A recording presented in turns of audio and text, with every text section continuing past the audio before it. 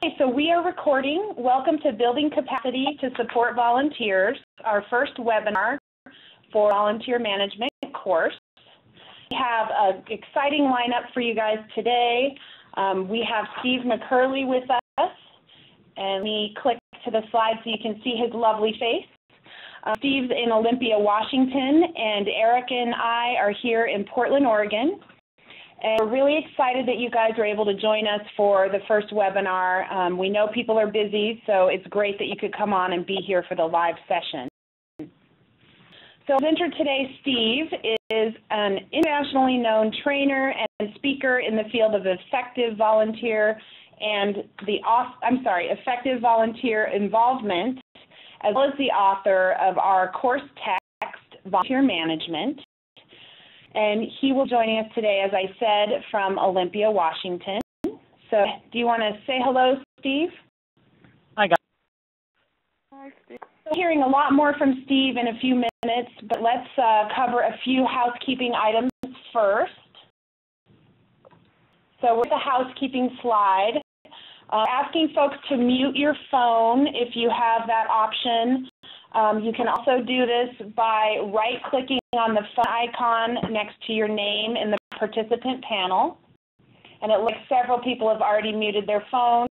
Those that are just on the phone will monitor background noise, and if it gets a little too noisy, Eric and I may mute everyone, but be sure to unmute you during Q&A. Also, if you have a question at any point, feel free to use the raise hand icon. Or you can type your question into the chat panel. And we'll try to stop, I think every once in a while to make sure that people who are just on the phone, if you have questions, those will also get addressed. So bear with us. It's kind of a little bit of an experiment whenever we do these, but we're best to get your questions answered and make sure that you have a chance to participate.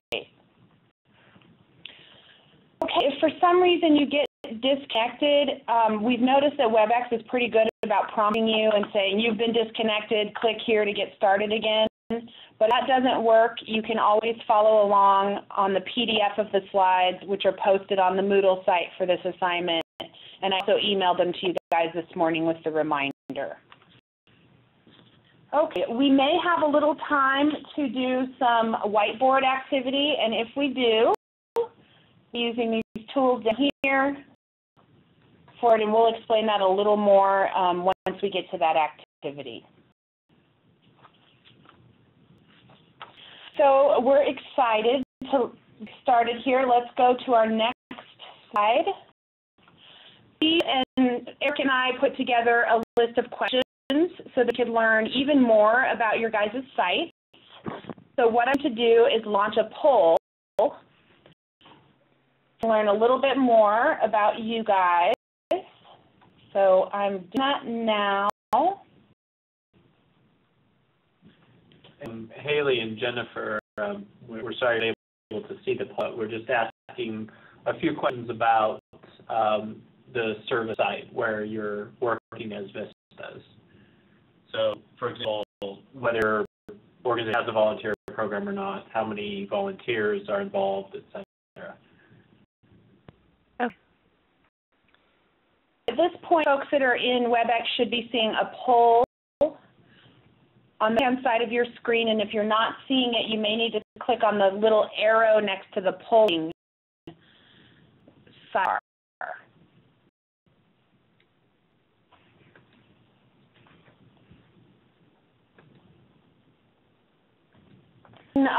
Answers coming in. Our first question was, tell us more about the type of assignment you have. Are you starting a volunteer program from scratch, or are you tweaking an existing volunteer program, or you don't know? So far it looks like that's on the line is starting from scratch. People are tweaking an existing program. How about you guys on the phone? Are you guys starting from scratch, or are you working on an existing volunteer program? They have an existing one. We're working on like a sub one for our services in particular, so kind of in between. Okay. And it's like most folks are we're recruiting new volunteers, several others. So everybody's whole point.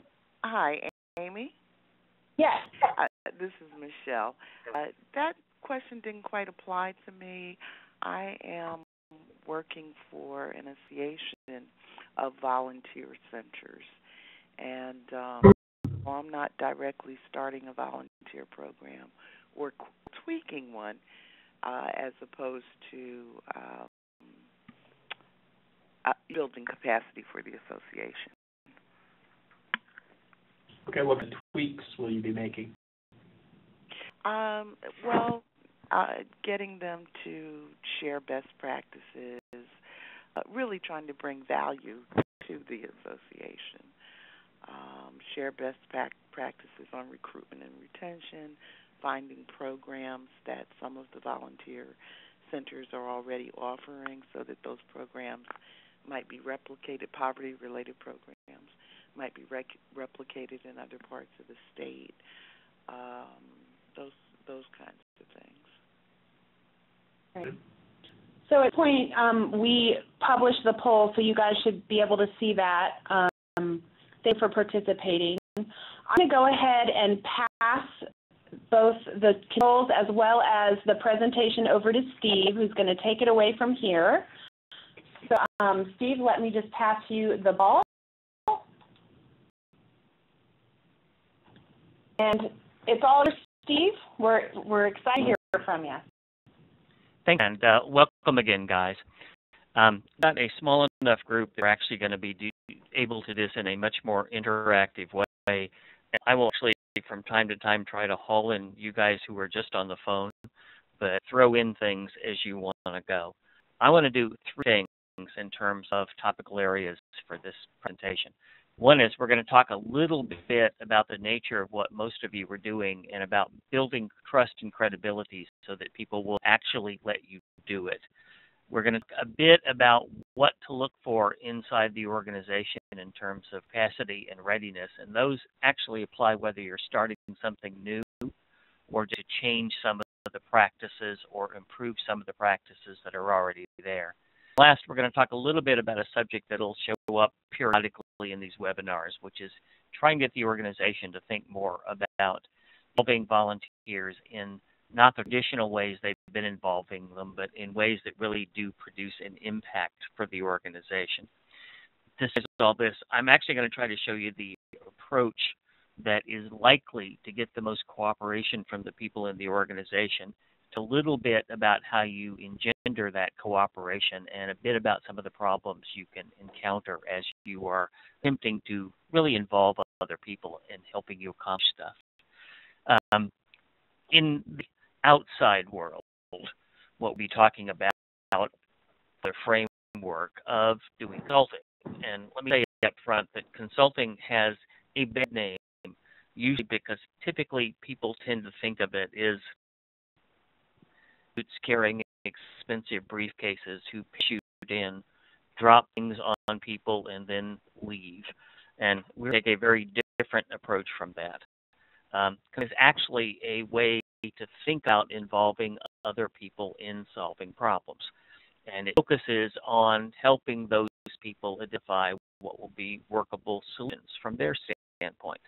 Consulting is actually one of those things that, as a way of thinking, as opposed to a big project kind of effort, you actually have done throughout your lives without really thinking about it. And as an example of that, and Amy, I think let's do this as a whiteboard since we've only got a few people. If you can, everybody can unmute. We can do this as a quick little conversation out here. What I like to do is to try to think of a time in more recent memory when you've tried to help somebody else find a solution to their problem. Well, that range, in my mind, from simply you ran into somebody in the hallway and they asked you a question. You tried to clarify what would actually be useful to them, or some have done more formal stuff than that. Anybody got an example of what you've done in terms of working with other people to find solutions to things? I have which would be? A couple of my husband and I started a young adult program within our church. A lot of those kids were troubled kids, and they had trouble either with the law or just kind of accomplishing, just regular life goals within themselves. So we had a lot of relationship building to gain that trust and to further guide them into avenues that would, they could have successful outcomes in their life where they hadn't had that before. With the kids, who else in the church did you end up working with in order to make that happen? We work with their parents because it obviously had to be a group effort between the child and the parents as well. But then other leaders within our church, which we didn't always have successful, support on that. Okay. Now, that, for the rest of you, is a big thing, example, because putting together that kind of thing obviously involved working with other people. Is that a smaller, simpler version? I've worked with nonprofits and churches and small businesses, consulting around fund development, grant writing, some organization development, and public relations kinds of things. Okay, that encompasses all of those. Okay, let me just make some comments about all of this. And the two probably may have seen this in what you were doing, and some of these points will seem obvious, but if you've never done them before, they sometimes look a bit tricky. So, we're talking about in terms of the consulting approach has a number of elements. One is, it isn't really about being the expert. You're not a person who has the precise answer you're just going to give to people.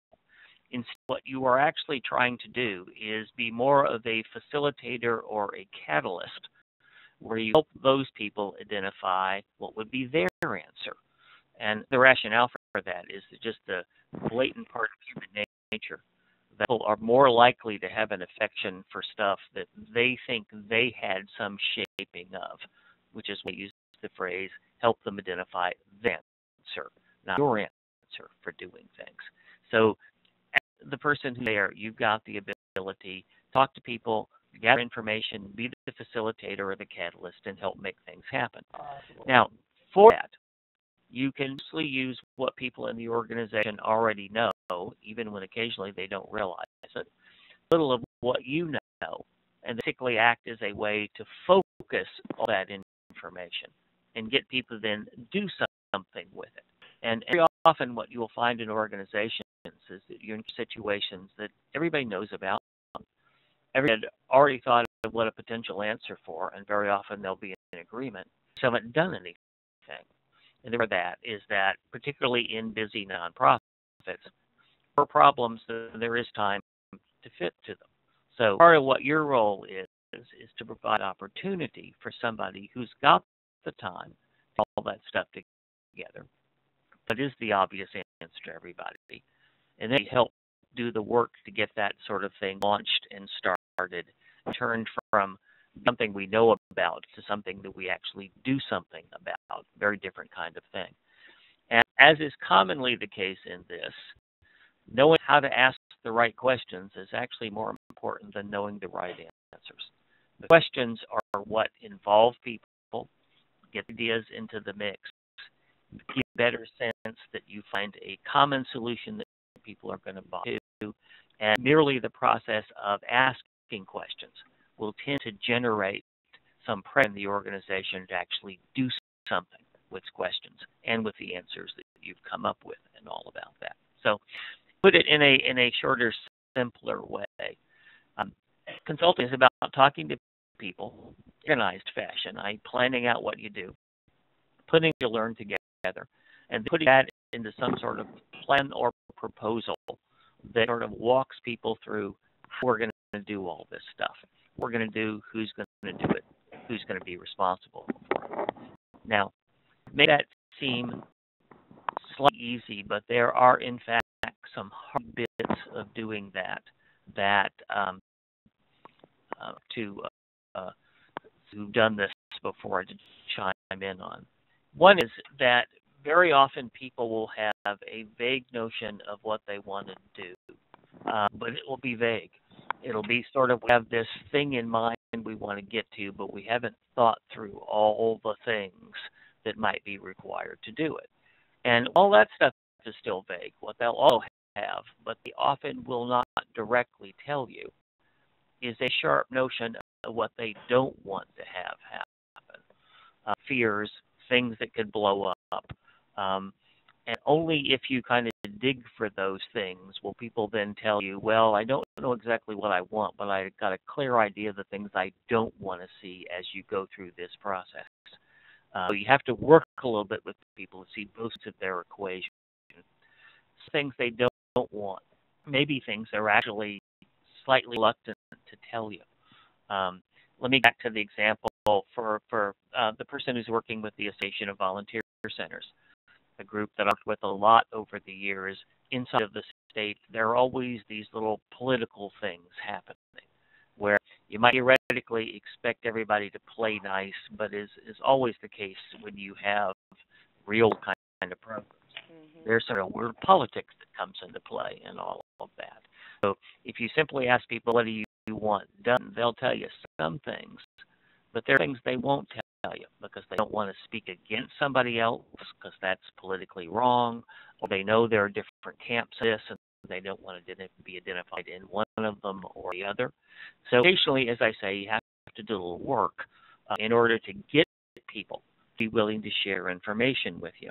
And we'll get how you go about doing that a little bit later in all of this. The other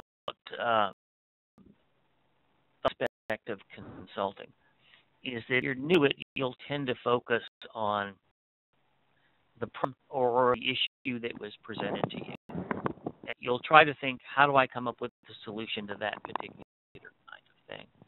And to be good at this, you actually have to think a bit longer term than that. It's part of what other people will be thinking about. Is sure we can make this change in what we do now in the fundraising volunteer program, and that will solve a problem, the one that you were focusing on when you came up with that idea. But since they're around long enough, they'll realize that there are implications down the road for if we do that this new way in this program. How does it act on other things that we're doing? And it will be anything from a really little appraisal, what's on the amount of work I have to do in my job, what's the impact on what I'm going to be able to do well and thus look good in the organization, as well as other things that may not be apparent to you because they've got a bigger perspective than you do in how you do things. So a good portion of being good is thinking beyond the immediate answer to think about, well, what's going to happen as people implement this? Is that going to be a good thing or a bad thing for them down the road? And how do we build things in early so down the road everybody just gets happier and happier as things go along? Okay, all of this is then looking for solutions, not just for problems, and in particular looking long-term solutions. The key to this, as you might suspect, people have to be willing to talk to you, and that's why trust is so critical when you are doing any kind of consulting relationship. So people are willing to share with you, willing to work with you, willing to give you the benefit of the doubt as you come up with suggestions. That is simply because one of the key attributes of what you're doing is they don't have the power to tell people what to do. So you have to rely on their being willing to go along with you. Now, some of it may be under the impression that you actually have power, and even if you do, let me just tell you, that's a dangerous thing to work off of. Imposing stuff on people tends to backfire either sooner or later, and more often sooner. And particularly one of the rules about bringing volunteers into an organization is you can't impose those on staff to basically ruin volunteer effort. They don't have to be actively hostile. All they have to be is indifferent. So power cannot get people to actually look like they think something is a good idea. Leaders can almost always tell the difference in an organization where the staff really want them to be involved, versus one where the volunteers, are perceived as not being what the staff would like to have involved. And also, frankly, leave as possible as they can in those kind of circumstances. So consulting actually boils down to establishing and then maintaining trust with people.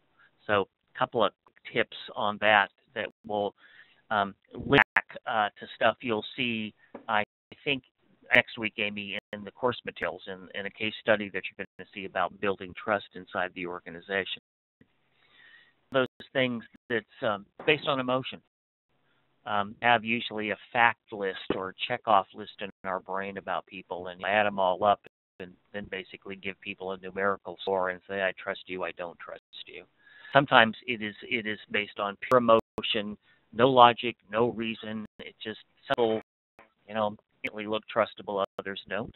Others sort of have to learn to trust them. And when a person comes into an organization trying to help, one of the first things they have to do is to really establish that relationship, because in the mind of the people you're talking to, will always be a question about, are you actually here to help me? The expression that Steve McCurley, the guy who's famous for the principles of effective people, came up when he used to be just a consultant. He said, people want to know that you care before they care about what you know. If you were, in fact, the expert and you know every right answer, before people will listen to that answer, they will actually have a sense that you're well-meaning towards them, that answer will help them and not hurt them, and that you've paid attention to them and developed that answer. So in a sense, you're looking after them, and that's the basis of trust. People get a sense that you are, in fact, about them enough to pay attention to their interest and their concerns. You might suspect one of the key aspects of that has to do with when people giving you information, you're taking care either to keep that confidential if you can, or if it's a really small organization, to at least make it anonymous. So that as people share stuff with you, it doesn't end up being used against them. That actually that you have, since you're relatively new, as you have histories of relationship with people that might either work for or against you. You kind of got a blank slate situation where you can come in and in working with people, basically set things up on the right side of the equation. And then as long as you keep moving forward that direction, it's fairly easy, particularly in nonprofits, for people to extend trust for the most part. To maintain that, as long as you are careful to keep really honoring what people tell you and involving people in a way that they think really means that you're paying some attention to them. Now, I rattled off a lot of things really quickly because there are things inside the course material that relate back to that. But an example of what you do to build trust in organizations, frankly, all things we're going to talk about eventually create trust. For example, the mere act of meeting with people to talk to them to establish trust, because it indicates you care about them, you care about their opinion. It's a job of actually listening to them, and they can see that in your body language and the questions that you ask them. That tends to build trust, because it shows you are paying attention to them more than just the physical meeting. It actually means mentally you're trying to link with them, learn what they know. And if after that initial meeting, you need to come back to people and involve them, sometimes just asking their specific opinion about something else as a follow-up, sometimes not asking them to help you out, then it itself will continue that process of building trust. So once you start that ball rolling, people will kind of continue to judge you by the nature of the interaction. And more involvement, the more the trust tends to actually speed up and to build historically. Now, I went all of those things real fast. What I want to do is stop at a moment and see if that didn't make sense to anybody, or if there's kind of a thing I can fill in, because we've got people here with quite different situations for what you were attempting to do. And we've got people in very different organizational settings, which also, as you might guess, has an impact on some of this. So any questions about any of that I went through pretty fast? This is Michelle. No, it was clear to me, and I think absolutely accurate, starting with the point about that you made about the real world politics in associations. I've kind of had that going on from day one. I'm sorry to say, Michelle, but it's not just associations, whether it's the church setting, whether it is inside a traditional nonprofit organization, there's always a little bit of that angling, and it's nature. So you have to sort of accommodate to it. And depending on the history of the organization and kind of climate it has, sometimes you can see places where people have been trained to trust other people, which it's kind of an uphill battle to restore the sense of trust. So, but because basically, as I say, nice people tend to get the benefit of the doubt. So you started off, if you look like you were trying to be nice, generally speaking, most people will respond in this kind of way. Okay. And now, Matt, let me just move to the next section here, because that's simply the establishment of yes. Looks like Christy had her hand up before you move on. I missed that, Christy. Sorry. Yeah. That's fine. I wanted to thank you, because coming into this, there are so many different areas of our organization, and there's a lot of department heads, but we focus on a ton of volunteer hours that's required, and I've felt a lot of resistance, so I wanted to thank you, because it sheds a lot of light for different circumstances and situations that I'm going to be able to, rebuild, and where I don't think I've gotten any distrust, I can see their resistance just because of all of the unknowns on their side that I wasn't, as open to, and even I tried to put myself in their shoes from their perspective, but I think you've helped me to clarify some of that resistance, and also a sense of some people were setting me up for failure, but some of all the changes that they have gone through here in the last few years, I could see where that resistance would be. Yeah, it's not you. That would be the bottom line. And the organizations that have been through lots of changes, after a while, people get tired, they paranoid, and particularly in the environment we have now, where literally everybody has too much work. Even if you put an answer in front of people, they don't want to see it, because it means more work. I mean, they're not stupid. They know, there's going to be stuff attached to that that's going to have to get done, and it may fall on their plate. So, as I say, what I ultimately know is I have to get their consent and buy-in, or this will fall apart after I leave. And I'll do what I can to do that, but in some cases, it is frankly going to be much harder than in others. And let me get to talking about organizational and let me some of the factors that sometimes can be very hard to spot. Organizations are in a different level of readiness to involve volunteers. So you kind of have to go with a map of what's occurring in your own organization. There are some threshold things, for example, that can impact the ability of the organization to make either new use of them, new in a small program, or even to change what it's already doing. One is history. For example, if I'm in a program that's involving volunteers for a long period of time, we have traditional ways of doing things. These were written down by Moses in stone. And changing those things requires an unbelievable amount of decision-making on the part of the organization. In part because we've got a cadre of volunteers who've been there 30 years. They really like the way we've been doing things. So when you try to get that organization to update its practices, to something approaching this century, this millennium, there's a bigger fight than you think of just because there's that vast block of history that you're still dragging with you. The history can impact in another way. If our organization and we're trying to do an outreach campaign because we've suddenly decided, look at the demographics of the community, there's a brand new Hispanic population in town, we shouldn't be involving those as volunteers. Well, it's nice to say that, and it's nice to think that, but the history of the organization in terms of what it has done in the past with Hispanics has a lot to say in terms of whether you can successfully pull that off or not. Do we have a history of working with Hispanics? Has that been successful or not? Do you have, a demonstrated interest in that community such that it would bond and be interested in us?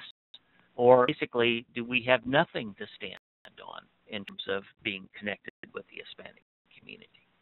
Second area is all called purpose or rationale, which is the organization actually trying to figure out why it wants to involve volunteers in new ways or, frankly, in any way whatsoever.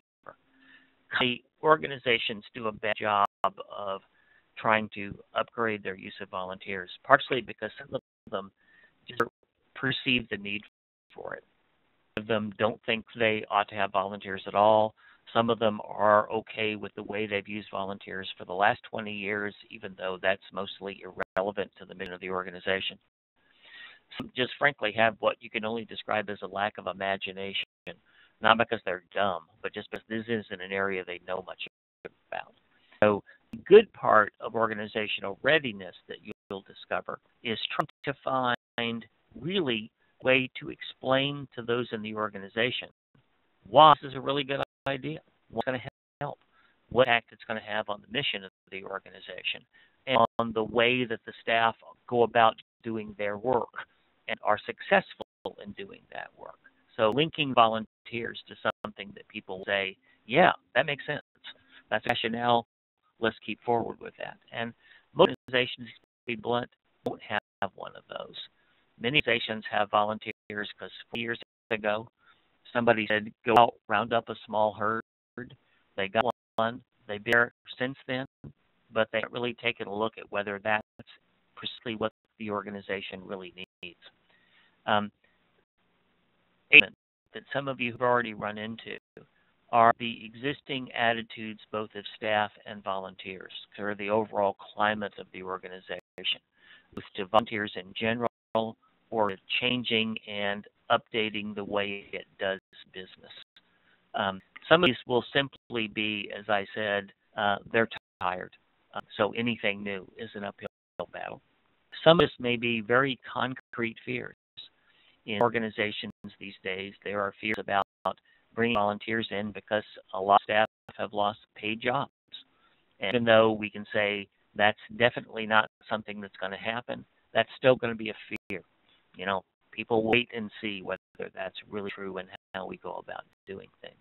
Some of it may simply be attitudes about what volunteers can do as opposed to what paid staff can do, because some organizations tend to relegate volunteers to what could only be described as lesser responsibility roles. I don't trust them to do some types of things, and that's purely an act of prejudice on their part. So you try to uncover are what are people's expectations and what are their attitudes. And after that, it's actually critically important, is asking people, if we were to make this change, what would we need to do to make it easier for you? Be additional training, additional resources, what kind would those be? So what their attitude, what are they going to need in order for this to be positive for them as opposed to negative for them? And we'll talk about that more in a moment. They need some sort of organized system for working with volunteers. And particularly for any large effort, that needs to be something that's been thought through and put into place.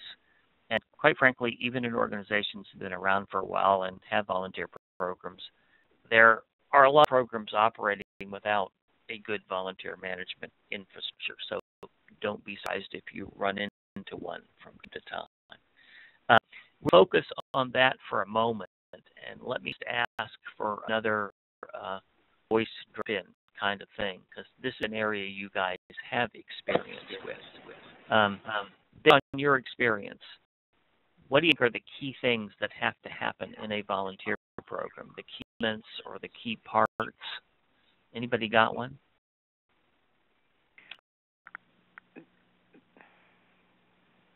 Their hand raised.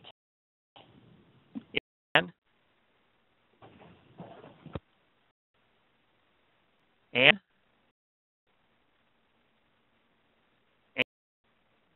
Do you hear me? Oh, I hear you. This is Michelle. Okay, let's. I would, from what I hear from the agencies, at least, is that the most important thing is that you match the volunteer to the right work.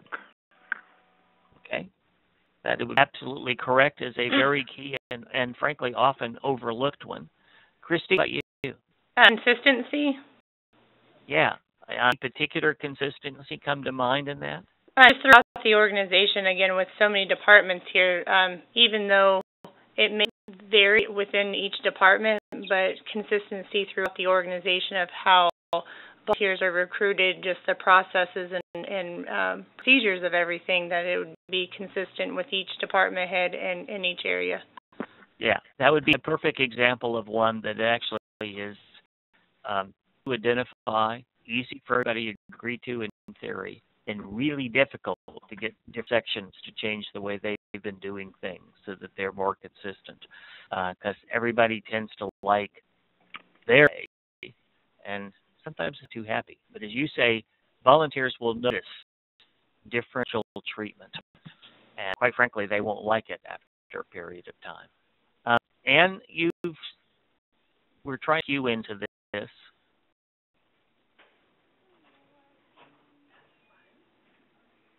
I was just going to say, if we can't hear you, you could also send it in via the chat as well, your minor question. Hands back up, but how about Haley or Jennifer? Did you want to say something? I think based on our experiences here, our volunteer program manager and supervisors really emphasize tasks like having specific tasks for volunteers. So, they'll bring a volunteer in, but it might be organized well enough so that the volunteer knows exactly what they're doing. Yeah. So. And failing, and as you say, a key thing, because if the volunteer doesn't know what they're supposed to do, it's a lot harder for them to actually do it successfully. And it's amazing how many programs make the mistake of reading first and then thinking what they want the volunteer to do later. After the volunteer is a bit disturbed about sitting around while somebody comes up with what the notion is. So, okay, all those are perfectly correct, good answers. In the course materials, you will actually see a long list of all kinds of things that those fall into. As or Jennifer, I forget which, just said, it all starts with actually having roles, work that others will actually want to do.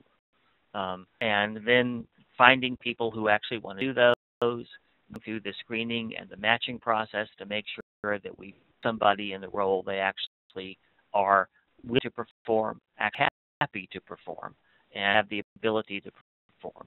And all the way through training, supervision, evaluating, recognition, sort of the keys and all of that kind of stuff. Now, the truth is, and those of you who are inside organizations that already have volunteer programs have already seen this.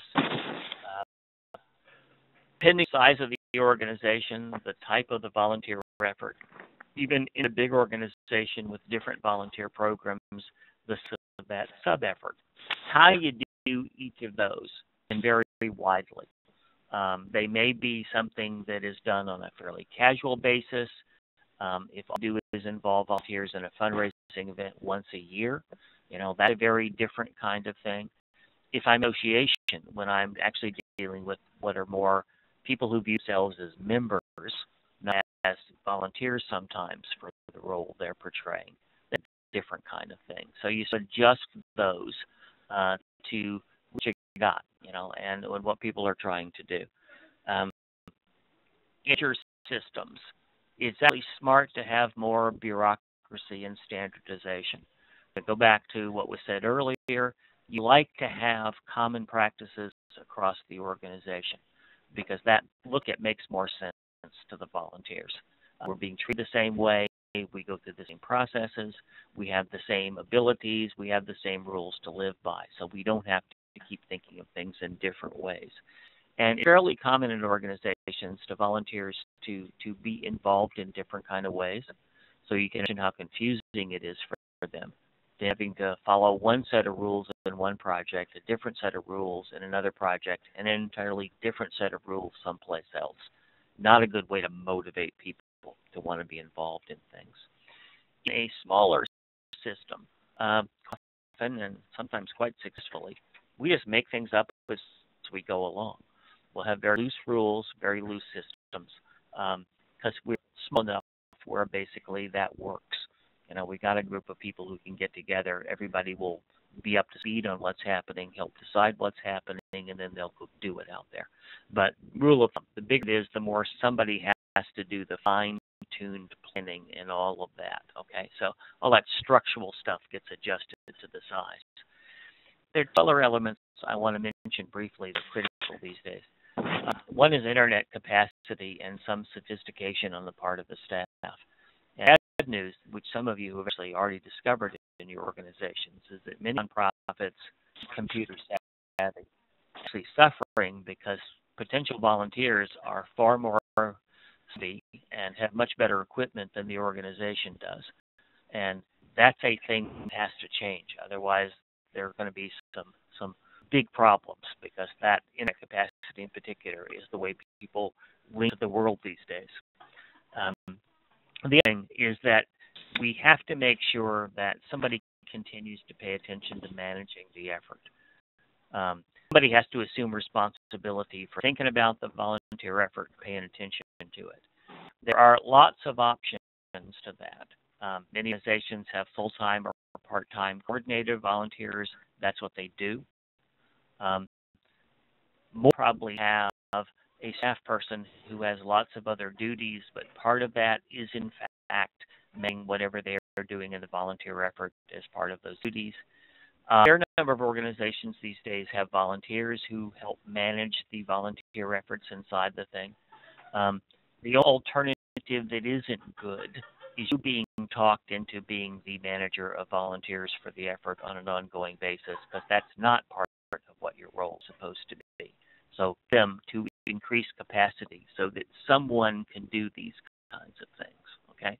Now, as doing this, working with staff, as I said, is the method, and the easy to do that is simply talk to people. Go around as many conversations as you can, formally or informally, and ask people for their opinions about how things could be done. In person works better doing that as a written survey, but if you're in a really large setting, you can mix the two. But in person is a great way of getting to know people. And this is actually a nice skill to acquire because it's the kind of interviewing that you do with prospective volunteers, where you're trying to get to know them, trying to figure out what would work with them, to, in the case of a volunteer, find a role they like. Well, in the case of staff, trying to find a way that volunteers might help them as you do things. We'll run over some very fast things about interviewing here. For those of you who haven't ever done this kind of thing, and as I say, those of you who've done it before, chime in when we get to the end of these things. Interviewing is really just about gathering information, but it's about gathering all kinds, all shapes, all sizes. So facts, you get descriptions, you get opinions, you get ideas, you get this mix of things. It's actually quite good. Rule in interviewing: you want the other person to talk and you want to listen, because the more you talk, the less you're likely to learn. So it's an opportunity for them to show how smart they are, not for you to show how smart you are. You get to do that later on. Okay. Do the interviewing. It helps to actually have a plan, to have a questions you start with that you're planning on asking everybody. To talk to people, ask them individual follow-up questions that pertain particularly to them. And most often, if you got the opportunity, as you will, go back and chat some more later on. So we'll keep filling in the blank and interviewing people for all of that kind of thing. a subtle rule that is obvious when you hear it, but is easy not to do, is to remember that you'll only learn stuff with the cooperation of the person that you're interviewing. So you've got to be willing to talk to you. It means things as simple as at the beginning of one of these, confirming that it's a good time to talk. And if it's not time to talk, say, well, let me come back later when it's easier for you. But that will show that you care about them. So can get cooperation by showing people that you are listening. If you ever take one of those active listening classes, you see exactly what this is all about. Pay attention to their words and their phrasing, pay attention to their body language, sometimes paying attention to what they don't want to talk about, squirm a little bit when you get to that subject, and confirming that by asking them follow-up things that shows you heard them and shows that you're actually thinking about what they said and evaluating it. I don't know about you, but if you're doing many of these, after a while, I can't remember who said what about whom. So I can write things down, and sometimes I'll write things down during the interview after I ask people's permission. Sometimes I'll write things down after the interview before I lose track of them. But you should record stuff, particularly the good ideas, where they get lost, which is really easy to do. The last tip in interviewing is one that is actually very, very difficult to do. And it's the rule of trying to make up your mind as slowly as possible. Anything to do, particularly of those of you who have supervisors or have staff people you're working with who are dynamic and look, they know what they're doing, is talk to them first. Get an idea of what they're interested in. And then who else you talk to, you filter that subsequent stuff through the first person's opinions that shaped what you are going to pay attention to. And that's incredibly dangerous because you'll look like you do a good job in that person's mind, but everybody else will notice the difference between what they told you and what seems to be coming out the other end. So what we try to do is think slowly. So that only after you've collected as much information as possible to try to mesh it all together and come out with something. And you particularly try to make sure that the first person isn't the one who truly shapes what I hear after that initial kind of discussion with that kind of person. Those real fast. Those are pretty simple. One last section that I want to get to pretty quickly here as we do this, and that's just to make a comment about high-impact volunteers and how they fit into this. One of the key things we're trying to do in volunteering these days is kind of change the notion that nonprofits have about how businesses can help them. Typically, nonprofits have kind of viewed businesses as a place they could loot and pillage, kind of what we call the Attila the Hun approach. But increasingly, we're trying to get them to focus on thinking about ways that people inside businesses, both big businesses and small businesses, can actually lend business skills to really change the way volunteers operate. And high-impact volunteers, as they're referred to, as opposed to the sort of traditional service volunteers that most agencies utilize these days, have a couple of different characteristics. One is the volunteer work is actually based on skills and expertise that the volunteers already have and are going to bring to the organization. That's the focus of what the volunteer is going to be doing, not the other stuff we've had volunteers doing for years. Most often, that work is shaped differently. Current volunteer work is shaped as an ongoing, permanent kind of relationship. New stuff is shaped as a project with guidelines, deadlines, deliverables, as an end date. And perhaps a change. The work of the volunteer focuses less on the clients and more on improving the management capacity of the organization, building infrastructure, building its ability to do things and improve.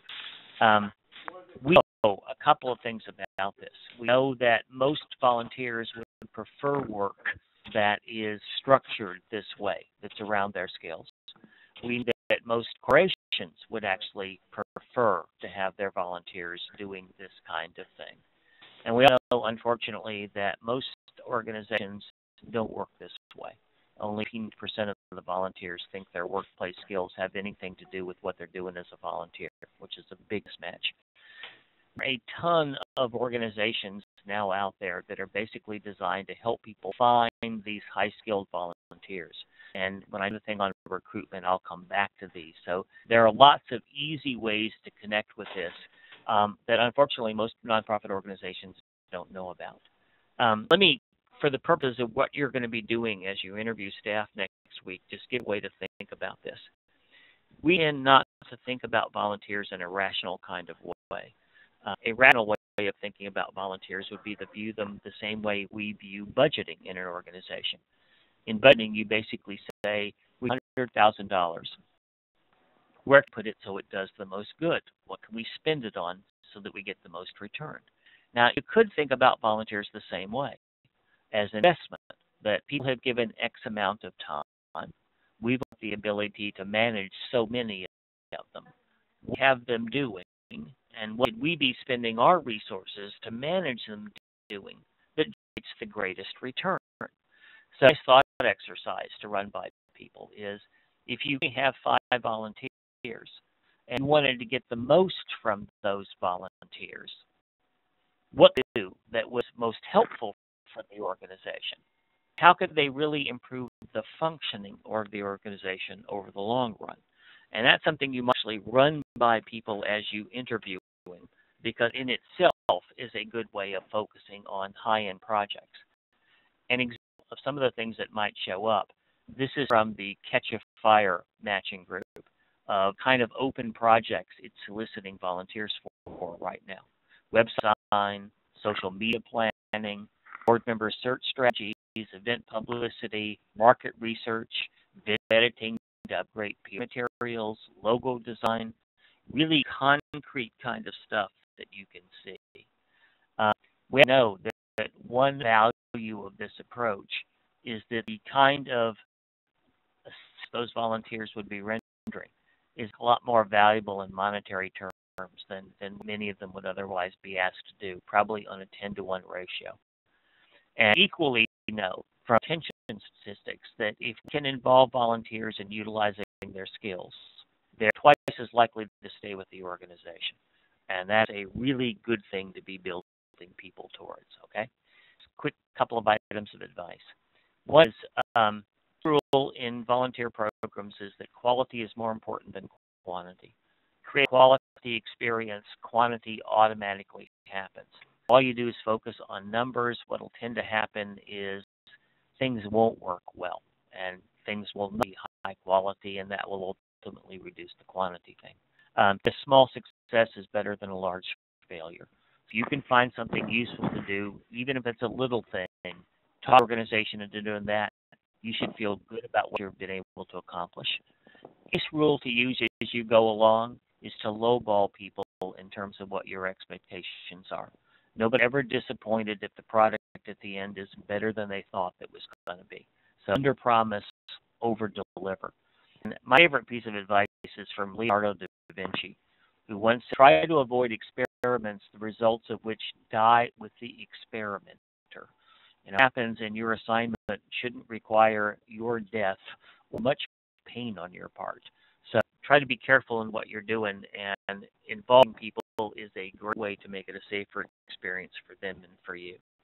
Now, fast, again, if we or observations about that, because that's kind of a big picture overview of what I think most of you are going to be involved in.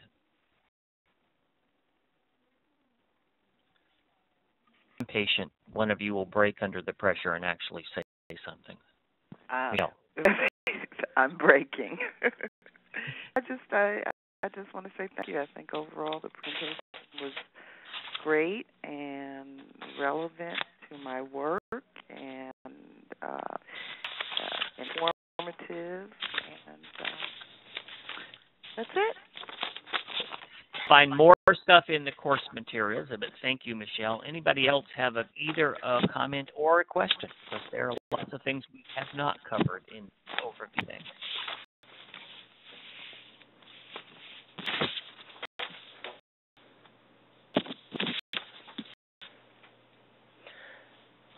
Question. Yeah. Do you have any suggestions? One of the things that I have seen this organization particularly fall back on the most, and one of the goals I have is we seem to be a key organization that, like, a lot of the probation officers will send individuals that are dealing with, like, community service. And so obviously they're here for an agenda, here for a short period of time. And a lot of our department heads rely on that, knowing that somebody else is going to be right there, but they've never, the infrastructure, like, it's there, but the volunteer program's here, but there's no infrastructure because they've always had that as a fallback. Yeah, never had to make use of it because they had sort of an automatic, well, for lack of a better word, slave system. Had people who didn't have any choice. Most of us are doing these days with those kind of efforts are separating them off from what we'll call a true volunteer program. And say, just keep doing that, but let's not confuse it with a volunteer program because that's not what those people are. You know, that's a community service thing they are doing as a requirement.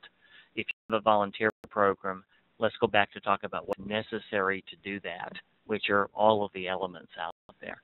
So I try to separate in their minds what they've been doing with that population from what we want to do with a new group of real volunteers who have a choice about whether they are involved with the organization or not.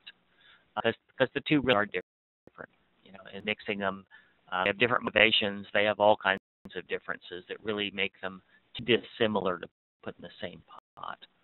So does that make any sense as a absolutely. On the second side of that, you made the comment about the volunteers that have been here for, you know, we actually have some volunteers that have been in our organization for 40 plus years. Coming in, I was actually a volunteer before I was a VISTA at this organization. I was very unaccepted. I was very, like, there was walls that were obvious between those volunteers and new people coming in. You also discover that you can use the same tactic in with that group. It's not common for organizations who have that really old dinosaurs to just say, we're not going to mess with them. They can keep doing what they're doing the way they've been doing it.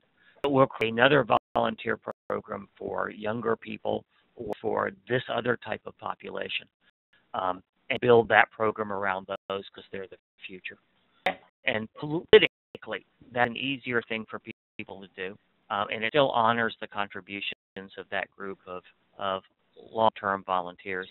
Absolutely. But it doesn't make those people change. And as you say, they can absolute barrier. Whatever you, I'd avoid a fight in these ways to just say, okay, we'll do it two different ways from now on. One for you guys and one for the new people who are coming in. I can hand the ball back to Amy. So, Amy, over to you. I had and grabbed it from you, Steve. Okay. And I just wanted to say we're at noon our time, so our hour is up. But if folks have other questions and you guys are willing to stay on the line, I feel like let's answer questions or have discussion. If you need to go, you can go ahead and sign off. But if there's other questions, I think you have Steve, and you might as well ask as many questions as you have.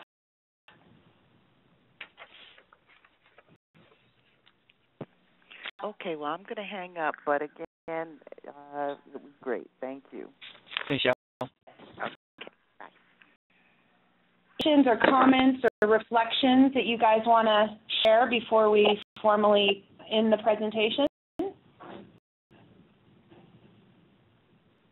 Resources, the materials that we were supposed to read prior to the webinar, do you have any suggestions for as far as resources for volunteer management programs that we would want to suggest to our organization? If you've seen it, there is one website that is sort of the mother of all repositories on information in this because all of us consult guys throw stuff on it. It's www.energizeinc.com. Where you'll have links to everything. And energizeinc.com? Yeah. And also, too, just put in a little bit of a plug for the VISTA campus, where there's a lot of different types of resources, materials, that you can use for putting together your volunteer program? I've used that quite a bit. As far as software was concerned, for management was specifically what we were looking for. On the Energize site, well, let me. If you just want volunteer management software, search under Jayne, Jayne, CRAVENS,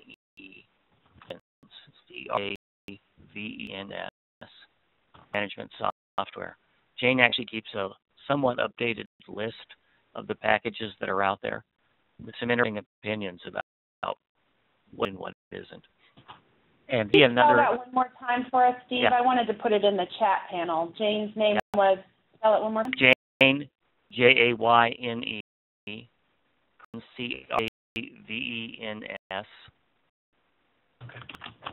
for management software. Or if you go to the Energize site, there's also a list on that of the packages that are available.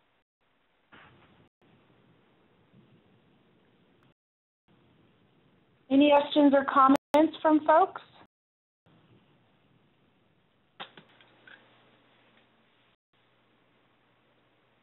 None. I think we'll go ahead and wrap things up. I just want to thank Steve for his excellent presentation, and also thank Jen and Haley and Christy and Ann and Michelle for being here on the live webinar. We really appreciate having you here, and we're glad we had an audience. So next steps I've posted on the screen for you guys around this assignment. And as always, you can contact Eric and I via email, through quick mail, or join us on Friday, tomorrow, for office hour. We appreciate you guys, and we're looking forward to seeing how things turn out for your assignments this week. So, Steve, thanks, everyone. We're going to go ahead and sign off now. Thanks.